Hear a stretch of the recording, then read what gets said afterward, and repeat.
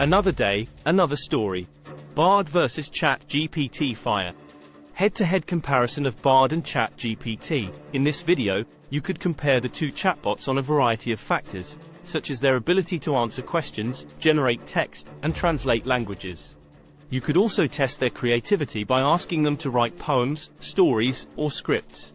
How to use Bard and Chatgpt. This video could provide an overview of how to use both chatbots, including how to create an account, how to ask questions, and how to get the most out of their features. Tips and tricks for using Bard and Chatgpt. This video could provide some helpful tips and tricks for using both chatbots, such as how to avoid getting them confused, how to get them to generate more creative content, and how to use them for research. Interviews with Bard and Chatgpt developers. In this video, you could interview the developers of Bard and Chatgpt to learn more about how the chatbots work, what the goals are, and what the future holds for them. User stories. This video could feature user stories from people who have used Bard and Chatgpt. These stories could highlight the chatbot's strengths and weaknesses, and they could provide insights into how the chatbots are being used in the real world. Thanks for watching.